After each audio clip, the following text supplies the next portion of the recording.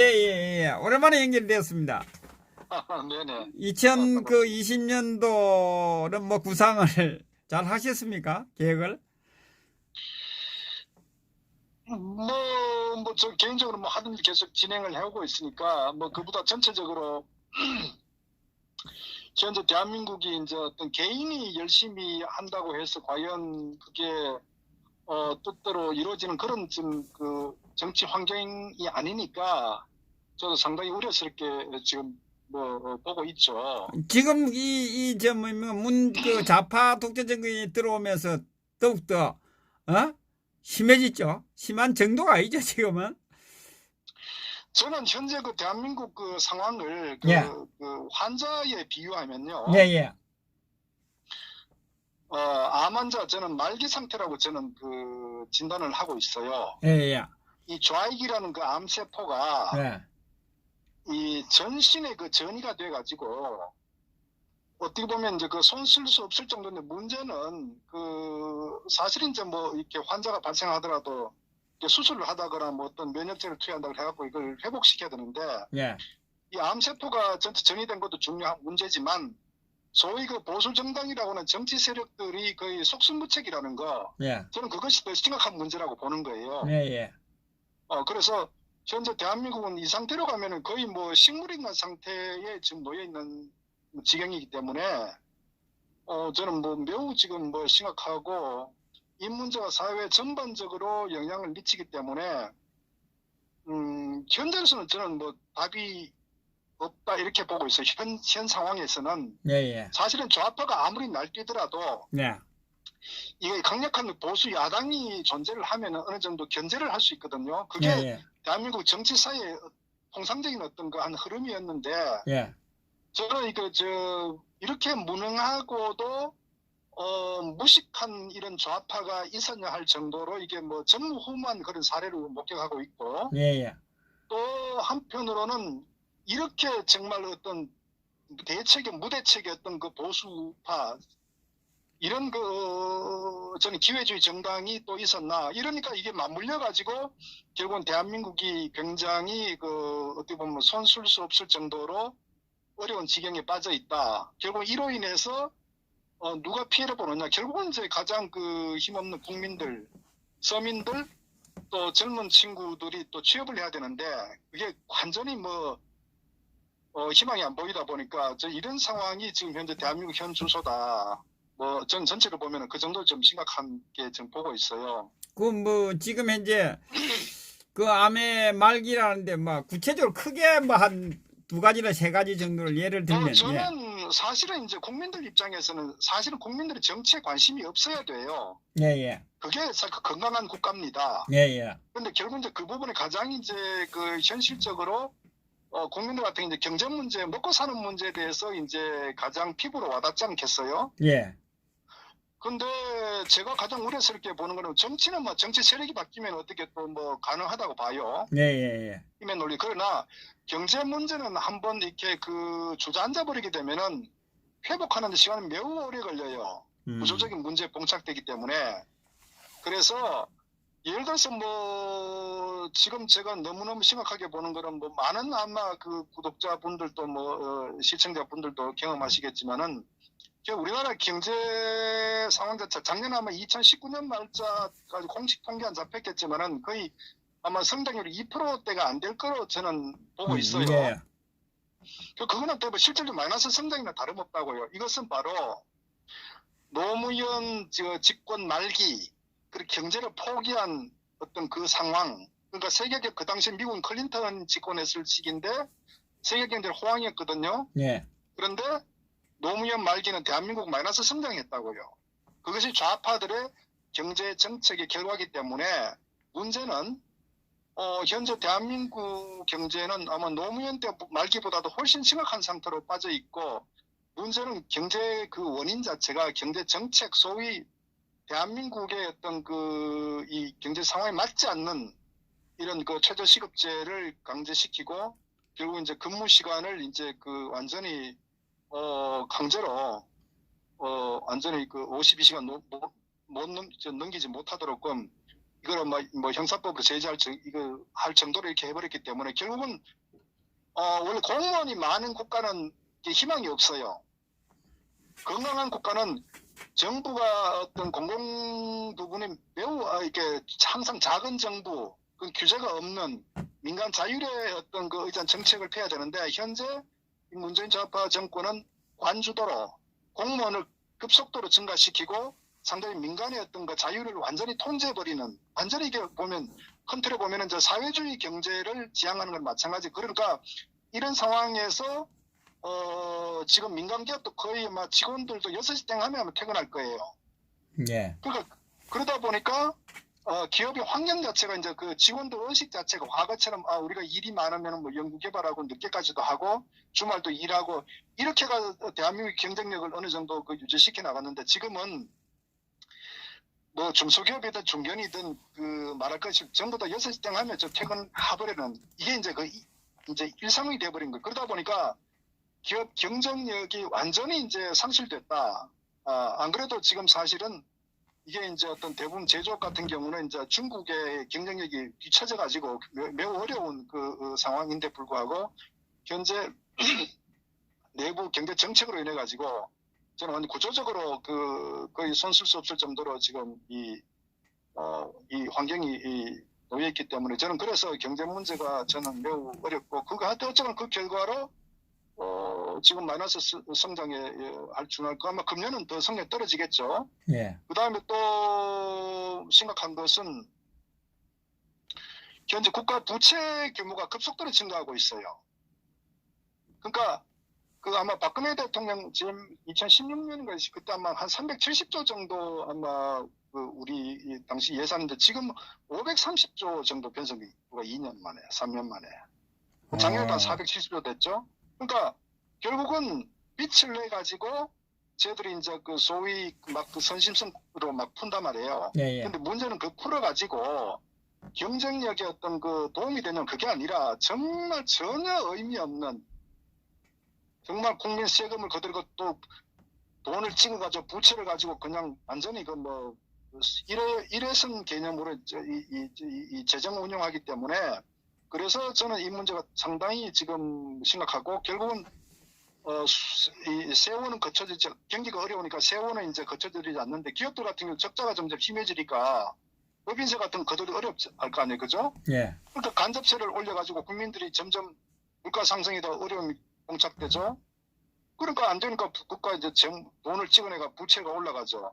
결국 이 상황이 가는데 문제는 이게 그 박근혜 대통령 재임 시 2016년 기준에 했을 때 지금 보면은 거의 한 3년 만에 공무원 연금 같은 경우도 그 당시에 그 한 700조 등 지금은 940조 공무원 연금이 1000조 가까이 돼요. 공무원 연금이. 예. 이거 어떡할 거야 이거. 1000조 부분이. 그 다음에 국가 채무도 지금 순국가 채무도 지금 내년도도 1000조 가까이 되는데 이건 누가 책임집니까? 그러니까 기본적으로 박근혜 대통령 계실 때 이 기본적인 대한민국의 어떤 이 펀더멘털을 굉장히 강화시키려고 그때 4대 개혁에 대해서 굉장히 주력을 했단 말이에요. 다 하나하나가 다 중요하죠. 공무원 연금 개혁도 중요하고 그다음 노조 문제도 이제 그때도 상당히 이제 노동법에 대한 것도 좀 개정을 상당히 했는데 문제는 이게 전부 다 거꾸로 돼버려 가지고 그래서 저는 지금 현재도 문제지만은 앞으로도 대한민국 경제는 거의 제가 볼 때는 한 10년 정도는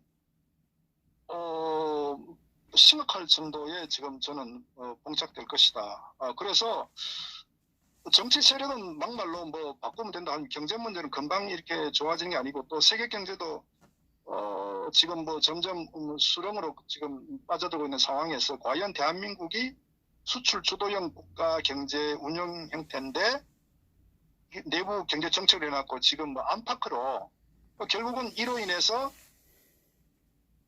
자영업자 그 다음에 젊은 청년 실업도 높아질 것이고 이제는 기업에서 은퇴를 하게 되면은 자영업 하지도 못해요. 자영업 다 폐업되고 문 닫는데 어떻게 할 거예요? 이러니까 이게 문제는 이게 점점 심각해지면 이제 일가족들 자살하는 그런 형태의 희망이 없으니까. 이게 지금 대한민국이 처해진 상황인데 이거 어떡할 거예요 이거를. 이 문제가 경제가 심각한 문제고, 저는 뭐 정치적으로도 보면은 사실 또 더 심각하죠. 그러니까 어떤 희망이라도 보여야 되는데, 문제는 제가 항상 말씀드리지만 좌파는 원래 그렇단 말이에요. 좌파는 무능하고 이 국가 발전이나 국민의 어떤 그 민복보다는 철저한 이념적으로 더더구나 종북적 형태를 띠하는 게 이 대한민국 좌파의 그 현실이거든요. 예. 그러니까 이런 상황인데 이거를 통제하고 어느 정도 그 제어할 수 있는 세력이 소위 그 보수 정당이란 말이에요. 예. 근데 뭐 보수 정당이 지금 사라져 버렸기 때문에 결국은 좌파가 너무너무 무능해도 지금 현재 대한민국이 지금 또 회복하기 어려운 이런 지경에 놓여 있다 이거죠. 그러니까 이 상황에서 사실 국민들이라도 좀 깨어가지고 이 잘못된 좌파든 우파든 간에 위장 우파든 간에 이런 거를 심판하고 뭔가 그 소위 그 국회를 해산시킨다거나 이런 강력한 어떤 그 국민들의 깨어있는 의식이 필요한데, 지금 보면은 자유한국당을 걱정한단 말이에요. 그래서 지금 소위 말해 정치 세력들이 보수 대통합이라는 이런 그 정치 공학적인 접근을 하고 있는데, 거기에 많은 그 국민들이 거기에 그 속아 넘어가고 있고, 심지어 제가 참 그 안타깝기도 하고 정말 보수파가 썩었다고 제가 생각하는 부분이 정치권은 그렇다 치자고요. 그런데 소위 그 탄핵 때 그 아스팔트 현장에 나와가지고 태극기 들고 하던 많은 그 시민사회 단체라는 분들조차도 지금 보면은 이 탄핵 찬성 세력, 소위 정치 이 사탄파라고 표현하죠. 예. 그런 세력들의 통합에 같이 동참을 하고 있는 모습 보이고 있다. 시민사회 단체들이. 이게 얼마나 넌센스 코미디예요. 이러니까 무슨 희망이 있나 말이에요. 그 정치권은 그렇다 하더라도 소위 그 국민들 시민사회 단체 정도는 이 따끔한 이 비판을 해야 되거든요. 그러니까 그런데 유튜브 같은 경우도 아시다시피 그래도 뭐 우파를 지향하는 유튜브들 뭐 제가 뭐 실명을 그런데 괜찮을지 모르겠지만은 소위 뭐 펜앤뉴스 뭐 마이크나 또 뭐 고성국이나 뭐 어떤 기타 아마 등등 많은 그 개인 인지도를 이용해서 유튜브도 좀 있을 거예요. 뭐 어떤 그런데 그들 대부분이 탄핵에 대해서는 전혀 그 코멘트하지 않고 이미 그건 과거라고 기정사실화 시키고 소위 이 사탄파 탄핵 찬성 주동 세력들이 이 정치공학적으로 지금 이 진행하고 있는 이런 이 통합, 보수 통합, 이 유승민과의 통합 여기에 대해서 전부 다 같이 동참을 하는 이런 흐름 가고 있단 말이에요. 그러니까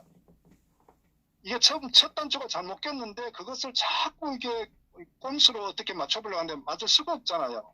그러니까 저는 현재 이 대한민국에 놓여있는 이 정치 현실 또 이 소위 자신 스스로가 또 우파를 지향한다는 유튜버들조차도 보면은 저는 이 정말 기회주의 행태를 보이고 있다. 이것이 과연 대한민국 정치나 보수 우파 희망이 있느냐.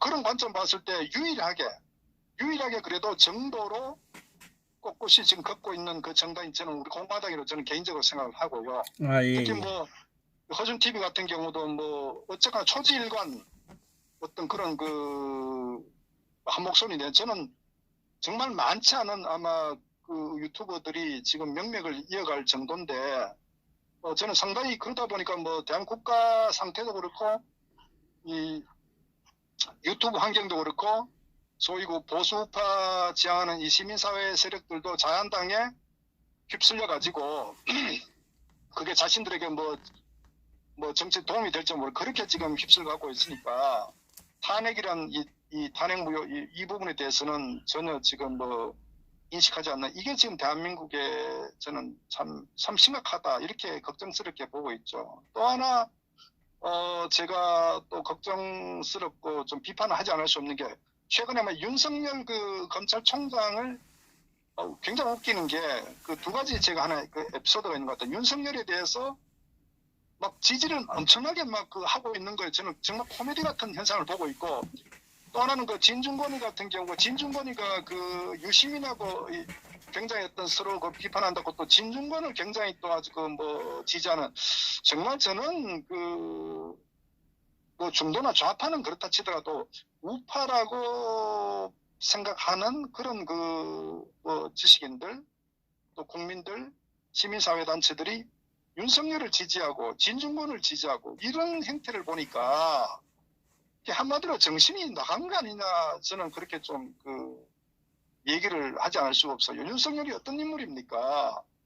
윤석열은 나경수 특검 때 팀장으로서 탄핵을 주도한, 그러니까 탄핵을 완전히 없는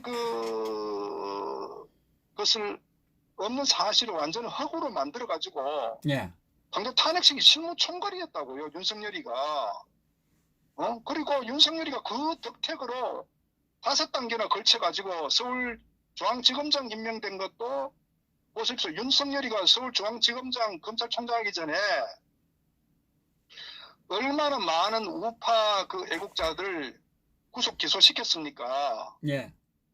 그게 윤석열이라고요. 없는 죄를 만들어가지고 전부 다 기소시켰다고요. 그게 윤석열이고, 거기에 대한 대가로 결국은 윤석열 검찰총장의 위에 기수들 전부 다 쳐내버리고 문재인이가 거기에 대한 보답으로 윤석열을 검찰총장에 앉힌 거 아닙니까? 예. 그런 윤석열이가 그 이후에도 얼마나 많은 우파 국민들, 뭐 애국 국민들뿐만 아니라 뭐 관료들, 정치인들 전부 다 기소시켰잖아요. 그게 윤석열이 아니고, 그런데 그런 윤석열이를 지지하고 두둔하고 이 코미디 아닙니까? 그런 세력들이 과연 우파라고 얘기할 수, 우파 시민이라고 할 수 있는지, 또는 우파 유튜버라고 할 수 있는지, 저는 정신 나간 사람들 아닌가, 저는 이해할 수가 없어요. 그러니까 이게 얼마나 넌센스고, 그리고 진중권이가 자기들끼리 문바들끼리 자기들끼리 다 다투고 자기들끼리 논란 있는 가지고 또 진중권이가 마치 뭐 우파였던 굉장히 좌파를 비판한다고 지지하고, 저는 의식이나 사고방식 자체가 도무지 이해할 수가 없는 거예요. 그러니까 자유한국당 내에서도 윤석열을 얼마나 지지했습니까? 근데 얼마나 코미디 같은, 그래 놓고 패스트트랙 때 그때 이제 국회에서 기소됐다고 하니까 또 이렇게 뭐 비판하고, 그러니까 정치 세력도 문제고, 또 정치 세력에 빌붙어 가지고 뭔가 또 이 공을 떨어지기 기다리는 소위 이 위장 우파 시민사회 단체 세력들도 문제고, 또 거기에 구독자 늘리려고 또 거기에 자한당에 빌붙은 유튜버들도 정신 나간 사람들이고, 이것이 현재 우파의 지형이란 말이에요. 그러다 보니까 황교안을 필두로 해서 유승민하고 합당한다고 이런 말도 안 되는 쇼를 하고 있음에도 불구하고 거기에 또 굉장히 지지하는 이런 세력들.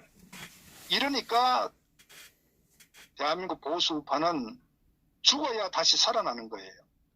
저는 그런 측면에서 어떻게 보면 우리 공화당이 유일하게 외로운 투쟁을 하고 있는데, 그나마 저는 어떤 중심점을 우리 공화당이 잡고 있기 때문에, 글쎄요, 문제는 현실적인 정치 세력이 약한 게 그러나 그건 뭐 진실 아닙니까? 그러니까 저는 어떤 초질관 어떤 좀 원칙대로 좀 밀고 나가야 되는 거 아니냐. 지금 현재 일부 유튜버들, 허준TV도 중심으로 해서 이제 가로세라고 몇몇 유튜브와 정당이 유일하게 저는 대한민국을 지탱하는 정당이 우리 공화당인데, 저는 개인적으로 그렇게 판단하고 있기 때문에 이 상황을 계속적으로 저는 밀고 좀 어렵지만은 지속해야 된다. 저는 그렇게 보고요. 절대적으로 이 악의 무리들하고는 타협하면 안 된다. 저는 그렇게 봅니다. 타협하게 되면 지금까지 투쟁했던 모든 것이 물거품이 되기 때문에, 저는 이 싸움은 역사에 기록되는 싸움이기 때문에 어떤 경우는 역사에 부끄럽지 않는 그런 투쟁과 싸움이 돼야 된다. 저는 그렇게 봅니다. 그래서 이 탄핵 주동 세력들은 반드시 정계 퇴진을 시키고, 거기에 합당한 어떤 저는 법적이든 정치적이든 어떤 모든 대가를 반드시 치러야 된다. 그리고 국민들은 저는 뭐 그런 부분에 있어서 좀 의식 있는 그 판단과 행동을 좀 했으면 좋겠다. 저는 그걸 좀 말씀을 드립니다. 예. 그 하나를 묻겠습니다. 지금 현재 네. 그 선거법하고 그 뭐 감찰 중지했는가 하고 선거 개입 문제하고 이 조국 관련돼서 이 부분에 네. 대해서 어떻게 바라보고 계시고 앞으로 이제 어떻게 그 흘러갈 것인지 우리 박사님의 소견. 예. 지금 우리 공수처 건하고 지금 제가 지금 질문하신 게 공수처 건 이 선거법 통과된 건하고 아니 그거 말고 지금 현재 그 검찰에서 하고 있는 이 부분이 이제 선거 개입 있지 않습니까? 울산 선거 개입하고 예, 감찰 울산, 문제하고 조국 관련돼서 지금 지금 하고 있는 것이 지금 국민들이 불만스럽게 생각하고 있고 앞으로 이제 어떻게 그 흘러갈 것이다. 우리 뭐 알 수는 없겠지만 저는 그렇게 봅니다. 기본적으로 어떻게 바라봐야 되냐면은 대한민국의 법치나 사법 책임이 이미 무너졌거든요.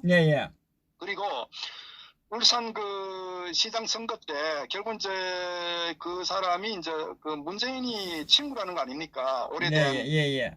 그럼 그거로 인해 가지고 조국이 이제 울산 현지에 내려가서 상당히 선거 운동을 이제 뭐 거기에 상당히 주요한 역할도 했었고 문재인도 그런 역할을 했었고 그 부분 청와대에서 소위 뭐 임종석이도 거기 개입됐다는 부분들이 사실 많은 언론 보도도 돼 있었고 실제 검찰 수사에서도 아마 저는 그렇게 이미 인식하고 있다고 봅니다. 그렇기 때문에 사실 이 건 자체만 하더라도 문재인은 벌써 탄핵이 됐었어야죠.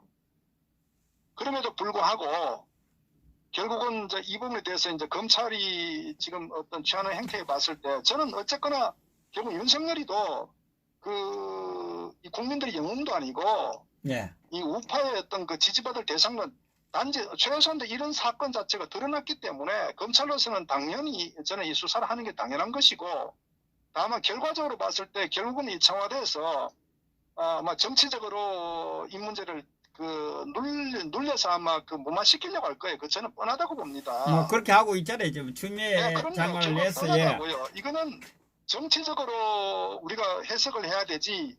이 사건이 뭐 실제 진실과는 전혀 관계없다. 진실은 저는 뭐 진실이 이미 드러나 있죠. 그러나 이거 무마시키려고 하는 게 청와대나 검찰의 어떤 검찰도 제한적으로 아마 하겠죠. 결국은 이 사건 자체는 뭐 당분간은 이게 뭐 그냥 조국 구속 안 됐잖아요, 아직. 그거 보면은 뻔한 결과 아니겠어요. 조국의 어떤 그 혐의 자체가 뭐 수십 가지가 넘는데 불구하고 아직도 건재하단 말이에요. 그런데 우병수석 같은 경우는 그 말도 안 되는 그 뭐 국정 농단도 아니죠. 그거 가지고 기소시켰는데 그에 비하면 그래서 이 좌파가 집권하고 있는 상태, 문재인이 이 통치하고 있는 이 상황에서는 저는 이 사건 자체는 뭐 1%도 기대할 필요 없다 이렇게 보는 거예요. 그러니까 뭐 조국 사건 같은 경우도 결국은 정치적으로 자기들끼리 어떤 이루어지는 거지 여기에 무슨 뭐 사법 이 작동을 할 것이며 아마 윤석열이 같은 경우도 자기 나름대로 할 건 하겠죠. 그러나 상당히 제한적으로 저는 수사하고 실질적으로 아마 그렇게 진행될 것이다. 아마 이번에 추미애 법무장관 같은 것도 뭐 그것도 뻔하지 않겠어요?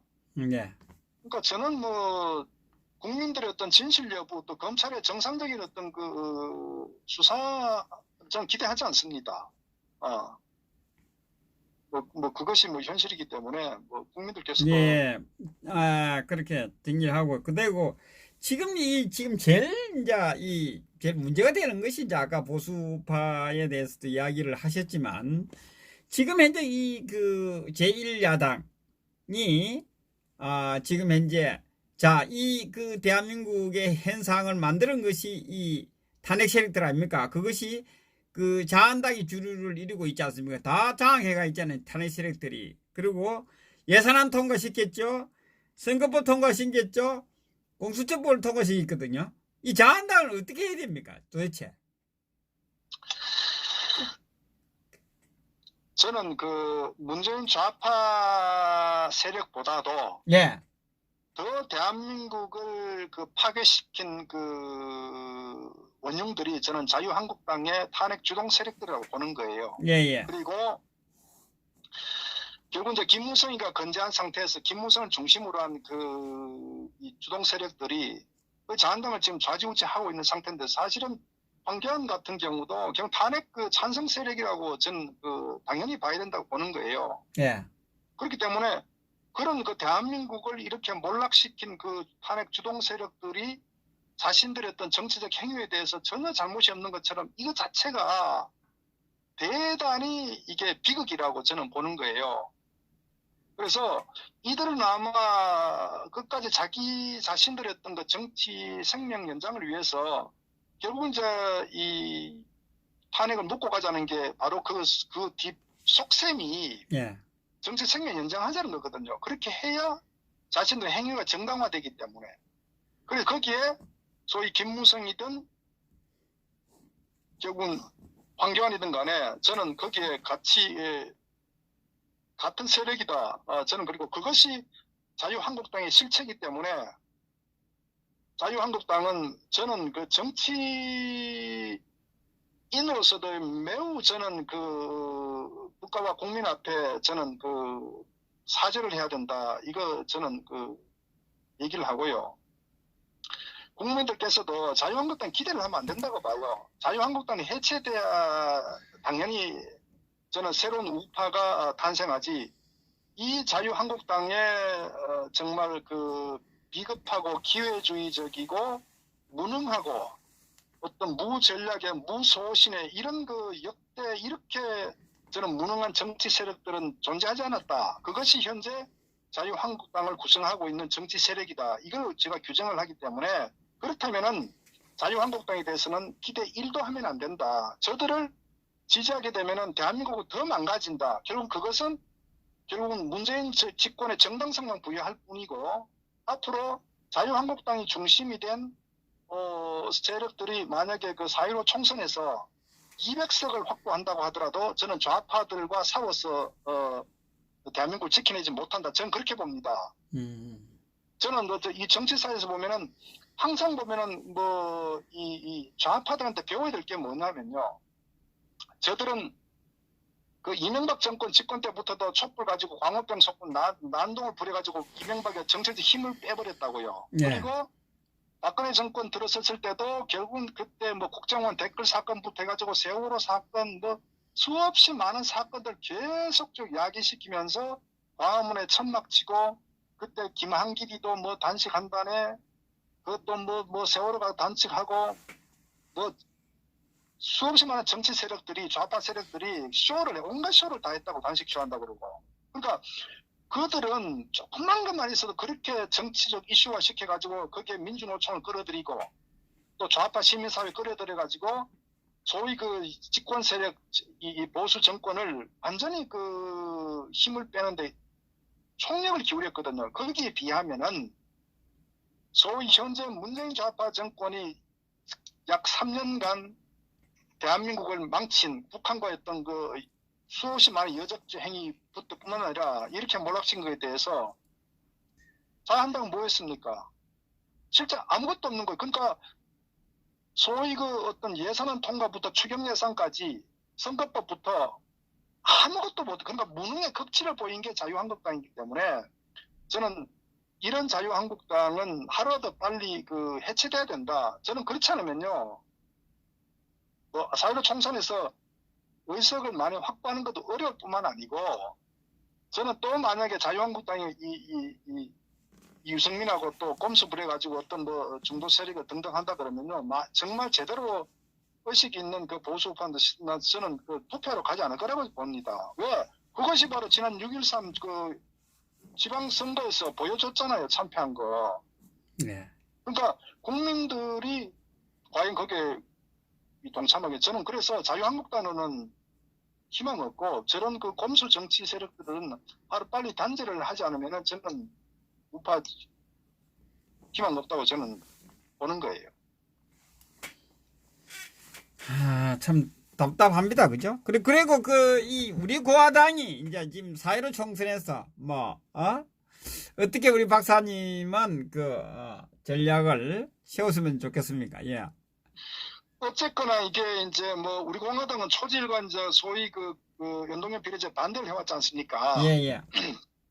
물론 선거 공학적 측면에서는 이제 다당제로 되면 우리 공화당에 도움이 되겠죠. 그러나 뭐 제가 이해하는 부분은 어쨌거나 우리 공화당은 어떤 당리 당략적 측면보다도 이제 대한민국의 어떤 선거 제도 원칙적 측면에서 저는 이제 뭐 정치적 스탠스를 취했다고 보고, 그러나 결과적으로 이제 이게 연동형으로 이제 반연동형이죠. 이렇게 됐기 때문에 우리 공화당이 일단 선거공학적으로 일단 유리하겠죠.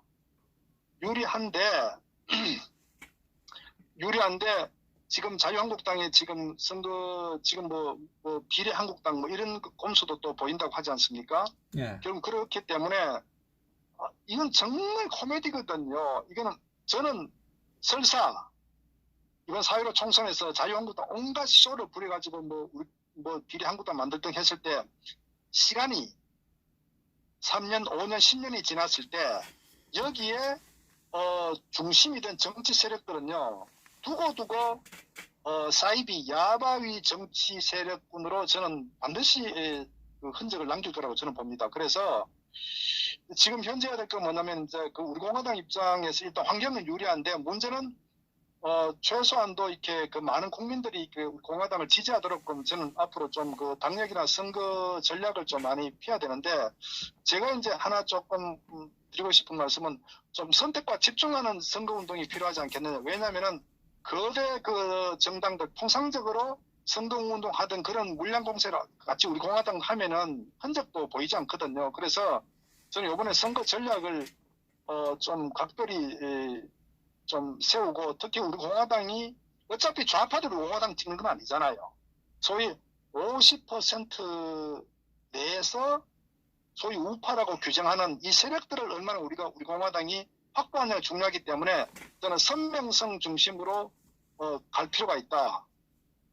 그리고 저는 어떤 대한민국의 정통 보수 세력을 다시 어떤 결집시키는 어떤 중심 역할을 우리 공화당이 한다. 이렇게 국민들에게 정말 좀 접근했으면 좋겠다. 그래서 자유한국당은 전혀 다른 저는 중도 소위 유승민 같은 위장 우파 이 정치 세력과 전혀 다른 선거 운동을 좀 했으면 좋겠어요. 그러면 저는 최소한도 뭐 기대수는 뭐 높이지는 않더라도 저는 뭐 상당히 의미 있는 좀 득표율은 할 수 있지 않겠느냐. 그래서 이번에 선거 전략을 기존 선거 전략과는 좀 다르게 좀 했으면 좋겠어요. 저는 뭐 그런 부분에 그러다 보면은 최소한도 저는 어느 정도 교두보도 확보하고 저는 그렇게 되면은 우리 공화당의 강점이 이제 매우 당원들의 어떤 결집력이나 애국심이나 또 이념적 정체성 가치가 매우 명확한 이 정당이기 때문에 아마 선거 후에는 다시 또 어떤 재편이 이루어질 때 우리 공화당 중심으로 저는 또 새로운 세력 재편이 이루어질 수도 있다. 그랬을 때 차후에 어떤 대선에서도 상당히 의미 있는 역할을 할 수 있기 때문에 저는 그래서 이번에 좀 선거 전략을 좀 차별화된 우리 공화당의 강점을 최대한 살리는, 그리고 선거 대상은 좌파 50%가 아닌 우파 50%를 대상으로 한 선거 전략. 저들이 좌파들은 극우다 신경 쓸 필요도 없고, 저는 어떤 원칙과 어떤 이념 정체성, 그리고 지금까지 탄핵을 심판하는 이런 세력들 중심으로 해서, 그러니까 우리 공화당만의 어떤 색깔과 선명성과 어떤 중심 보수 정당의 어떤 이미지를 좀 많이 어필했으면 좋겠어요. 저는 그렇게 보면은 저는 상당히 의미가 있고, 이제는 우리 공화당이 국민들을 다 알잖아요. 네. 그러니까 매우 큰 성과거든요. 일단은 알려야 된다고. 그래서 저는 그런 측면에 좀 선거 전략을 좀 잘 했으면 좋겠다. 저는 뭡니까 지금 선거법을 제가 제 나름대로 이 생각을 했을 때 이 집권 여당이 이 선거법을 통과시킨 이유는 이렇게 봅니다. 보수파를 지금 현재 보면 이 그 좌파 쪽에는 그 정당들이 난립하지 않고 있고 보수 우파에만 지금 뭐 30몇 개가 정당이 30몇 개가 지금 된다 그랬잖아요. 거의 다 보수 우파 쪽에서 정당이 생기거든요. 결국 이 선거법이 제가 바라볼 때는 이 보수 우파를 콩가루를 만들려고 분열시키기 위해서 이 선거법을 통과시켰다 저는 보거든요. 네. 예, 예, 그 뭡니까 그 그것을 하기 위해서 많은 그 국회의원을 확보해서 그것도 있지만 그것보다는 이 보수 우파를 분열시키는 쪽에 초점이 맞춰져 있다 이렇게 저는 보는데 우리 박사님은 그 부분에 대해서 예. 저는 뭐 원래 공수처 선거법은 좌파들이 그 장기 집권하기 위한 그 공학적 측면에 접근한 거는 저는 분명히 100% 사실이고요. 예, 예. 그렇기 때문에 저들이 물불 안 가리고 무리수를 둔 것도 바로 그런 선거 시나리오 전략 공학적 시나리오 있었기 때문에 보고 다만 이로 인해 가지고 현재 이제 우파에 뭐 굉장히 많은 저는 뭐 30개인지 모르겠는데 35개라. 예. 저는 그건 의미는 없다고 봐요. 왜냐하면은 결국 이제 그 국민들이 가장 중요한 게 30개, 50개가 중요한 게 아니라 예. 이게 이제 우리 공화당이 매우 유리한 상황 중에 하나가 이제 금년부터인가요? 이제 지지율 여론조사에 이제 그게 같이 포함이 됐잖아요. 예, 예.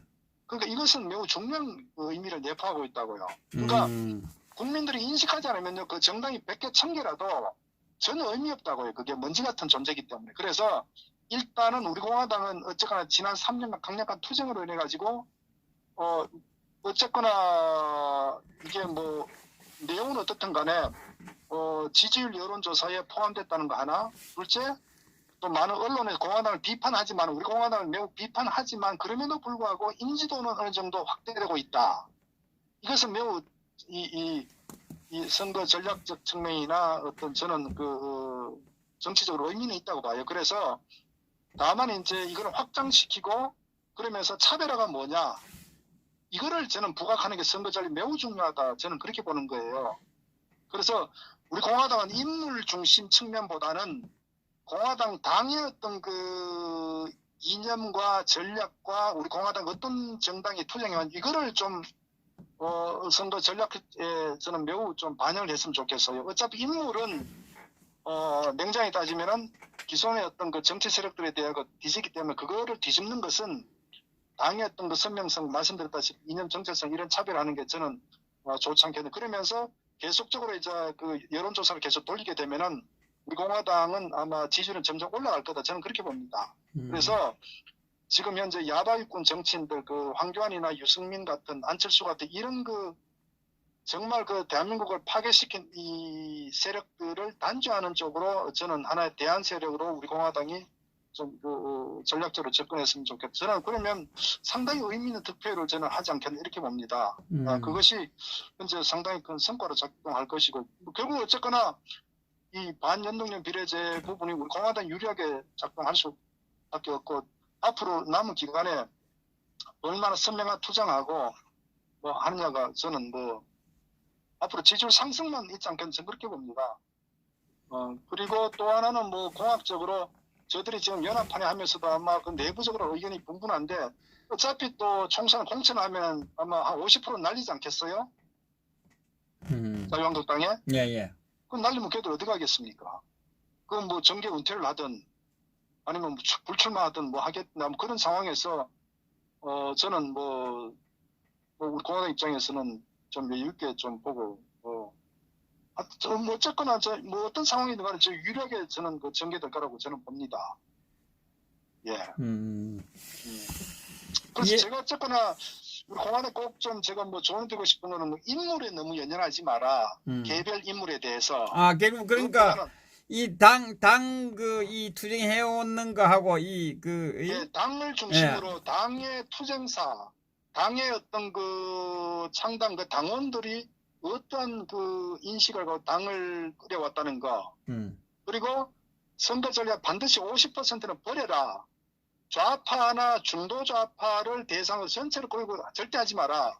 그리고 50%에서 결국 자유한국당과 우리 공화당의 싸움에서 의미 있는 투표를만 하게 되면은 총선 이후에 저는 자한당을 흡수할 수 있는 정도의 어떤 파괴를 갖고 있기 때문에 선명성 투쟁으로 가는 게 저는 중요하기 때문에 절대 인물로 하면은 저들의 어떤 전략에 말려들기 때문에 안 됩니다. 그래서 어떤 당을 어쨌거나 좀 많이 내세웠으면 좋. 그러면은 이제 우리 공화당이 이제 많이 알려져 있고 당의 어떤 컨텐츠나 방향성이나 투쟁성 또 탄핵의 어떤 잘못된 이런 부분에 대해서 저는 뭐 지역별로 뭐 티켓 같은데 박 대통령에 대한 어떤 그런 탄핵의 부당성 또 저는 어떤 그런 측면의 어떤 선명성 전략을 가져가면은 저는 뭐 상당히 선전할 거다. 저는 그렇게 좀 내다봅니다. 저도 이 지금 현재 지금 그 이 자한당의 지금 유승민과 만나고 하는 이유는 이 사탄파 탄핵 세력의 그 보수 정당이